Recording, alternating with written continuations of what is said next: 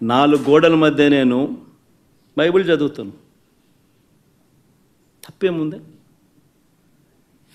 బయటికి పోతే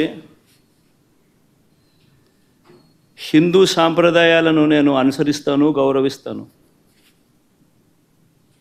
బయటికి పోతే ఇస్లాంను అనుసరిస్తాను, గౌరవిస్తాను. బయటికి పోతే సిక్కిజంను అనుసరిస్తాను, సిక్కిజంను నేను గౌరవిస్తాను. నా మతం ఏమిటని అడుగుతా ఉన్నారు. నా మతం మానవత్వం.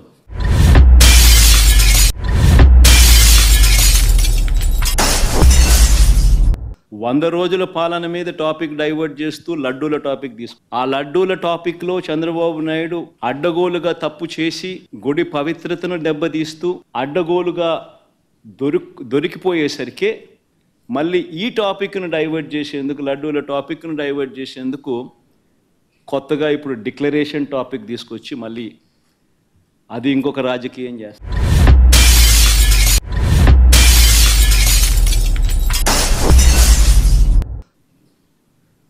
నాలుగు గోడల మధ్య నేను బైబిల్ చదువుతాను.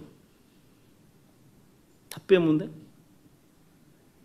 బయటికి పోతే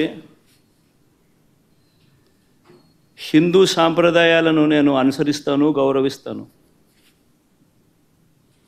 బయటికి పోతే ఇస్లాంను అనుసరిస్తాను, గౌరవిస్తాను. బయటికి పోతే సిక్కిజంను అనుసరిస్తాను, సిక్కిజంను నేను గౌరవిస్తాను. నా మతం ఏమిటని అడుగుతా ఉన్నారు. నా మతం మానవత్వం.